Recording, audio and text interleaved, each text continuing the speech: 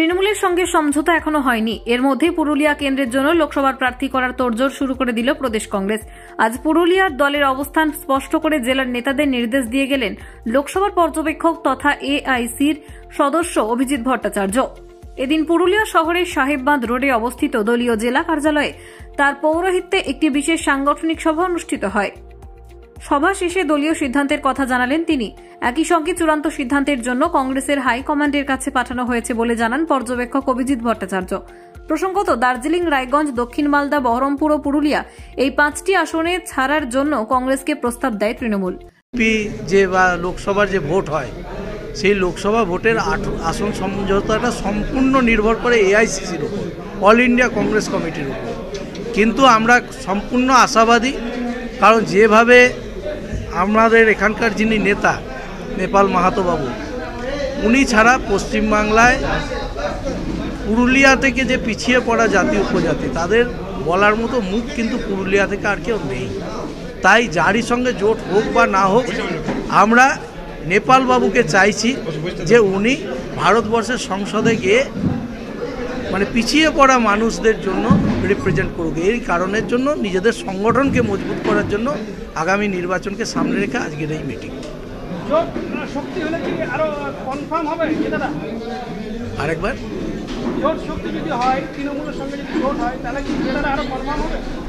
দেখুন, তৃণমূলের অবস্থা যা, বিজেপির অবস্থা যা, এখানে নেপালবাবু একটা ফ্যাক্টর, নেপাল মাহাতো ব্যক্তিগত নেপাল মাহাতো একটা ফ্যাক্টর। এখানে আগামী দিন কি হবে সেটা বড় কথা নয়, তবে আমরা আশাবাদী নেপালবাবু এখানে জিতবেন। দলীয় মিটিংয়ে ওটা এখানে কর্মীরা ওটা আমার উপর একটা আস্থা বিশ্বাস আছে, সেই জন্য ওরা করে সেটা তখন পরে ওই কে প্রার্থী হবে না হবে সেটা প্রদেশ ইলেকশন কমিটি আছেন বা দিল্লি আছে, তাদের কাছ থেকে হয়, এখানে প্রস্তাব দিতেই পারে। আমরা সেটা নিয়ে আজকের তো সভা ছিল না, তো দুজন ইন্টারেস্টেড পারসন সেটা বলেছে। আমাদের যেটা মূল সভা সেটা হচ্ছে এই লোকসভা নির্বাচনে আমাদের যে লড়াই, সেই লড়াইয়ের সাংগঠনিক কাঠামো এবং এআইসিসি থেকে ইনচার্জ বা দায়িত্ব দিয়ে হয়েছে আমাদের অভিজিৎ ভট্টাচার্য মহাশয়কে।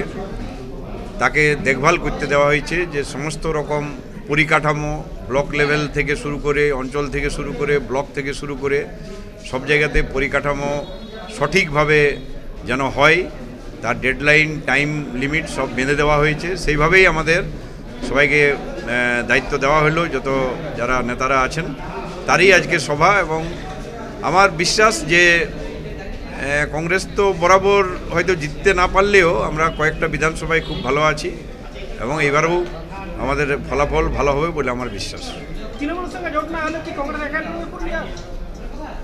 দেখুন, যদি জোট না হয় তাহলে তো কংগ্রেস লড়বেই, স্বাভাবিক।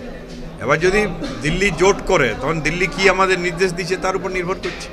কারণ তৃণমূলেই কেন, এখন কার সাথে জোট হবে না হবে কোনো তো বোঝা যাচ্ছে না। কিন্তু আমরা লড়ার জন্যে প্রস্তুত এবং সমস্ত রকম প্রস্তুতি আমরা আজকে নিয়েছি। আশা করি আমরা 15-20 দিনের মধ্যে একদম সব ক্লিয়ার হয়ে যাবে, কোনো সমস্যা থাকবে না। এবং আমাদের লড়াই পঞ্চায়েত নির্বাচনে তো ব্যাপক খারাপ রেজাল্ট আমাদের খুব একটা ভালো হয়নি, আমরা নিশ্চয়ই সেটা অনেক ভালো ইমপ্রুভ করতে পারি। Bureau report, Bengal views.